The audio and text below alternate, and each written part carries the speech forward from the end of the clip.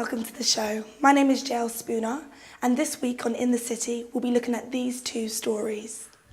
With crime on the rise in the UK, we decided to meet with one reoffender and find out what motivates them and how victims are affected by their behaviour. With property prices on the increase, more and more buyers are looking to find a deal or add value to their bricks and mortar.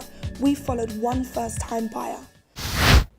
We are led to believe that prison is a bad place and that criminals should feel remorseful for their actions. To find out how true this is, Oliver met up with one offender who's been to prison 4 times. 13 million Britons were the victim of card fraud last year. A third of those victims, when interviewed by researchers, told stories of being made to feel like the criminals when reporting it to their bank. I'm going to now meet Mandy, who herself was a victim of card fraud recently. When she reported this, she found out her account had been frozen. Mandy, when did all this begin for you? I would say it was probably about 2 months ago. Got to the petrol station, filled up my car, went in to pay and found that my card got declined. Obviously I thought that was a bit weird because I'd just been paid the day before. I asked the gentleman to put the card through again and he proceeded to tell me that the card was declined again, which was obviously very embarrassing. I phoned the bank who went on to tell me that I had insufficient funds in my account.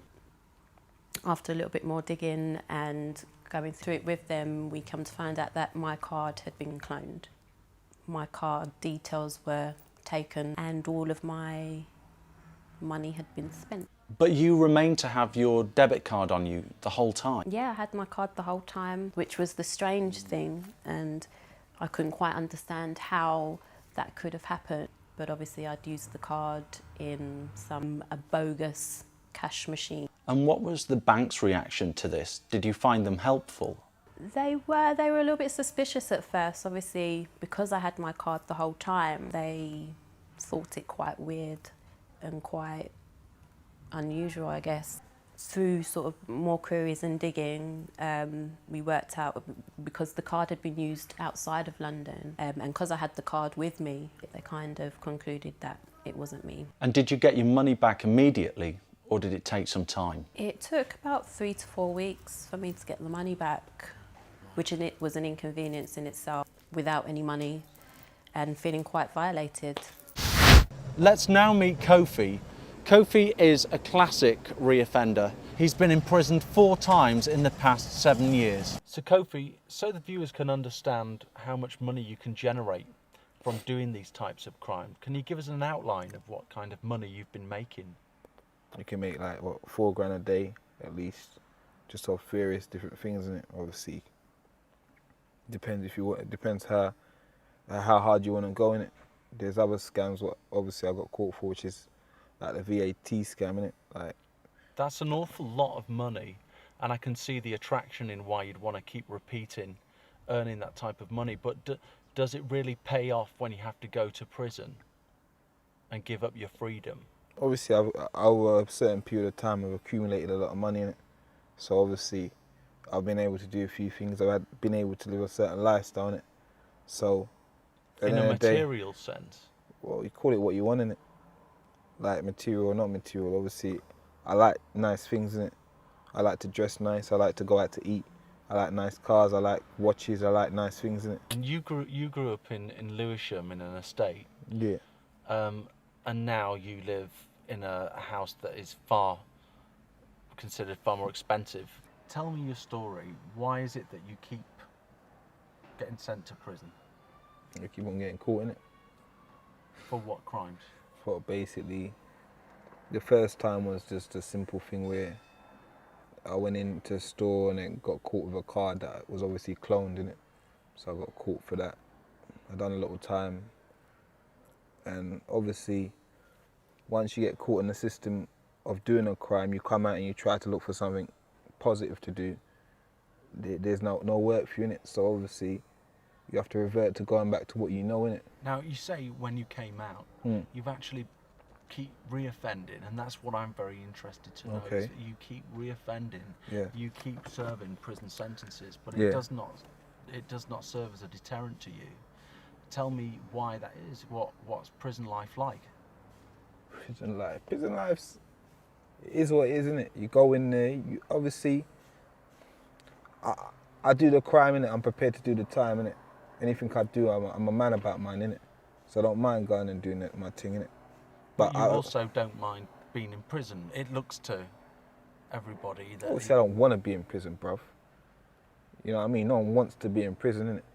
I just happen to get caught. To be fair, I suppose being caught and going to prison, you obviously meet people like you, innit? At the end of the day, like, the money I want to make, I can't make doing something like a normal everyday job, innit?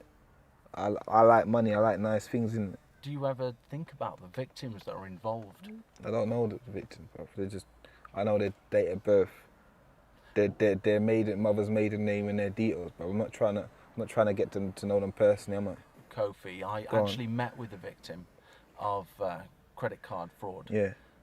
Called Mandy, and she tells me that she feels victimised, that she felt paranoid, and it's really affected her self-esteem, and that's very sad, you know, for a young woman to be affected like that, don't you think? Life swings and roundabouts, isn't it? Like, I've been affected in my life by different things, isn't it? I'm not blaming anyone, I just get on with it, innit? It seems like you're taking a vengeance out in your crimes. I'm taking a vengeance. I'm taking a vengeance. I'm taking a vengeance out of a system that doesn't respect me, that's not creating no job opportunities for me. To be fair, like, you're not giving yourself the best chance, are you? Why am I not giving myself the best chance? When you're going to prison and you're going to have a criminal record. All right, but then there should be a better setup for when people do come out to get into work.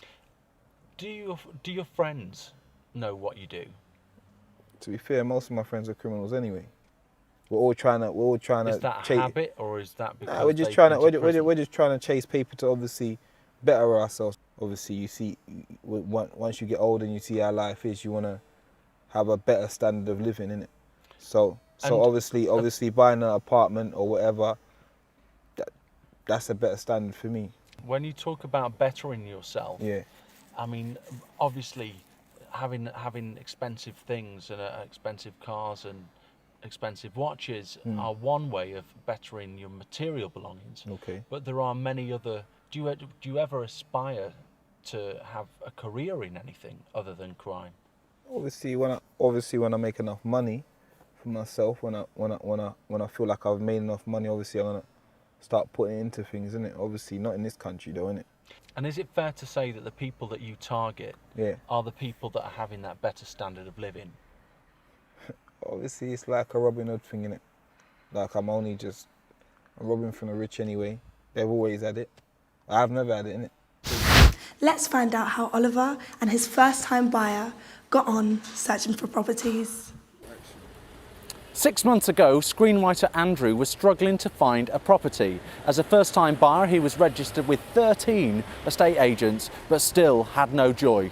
Let's find out his story.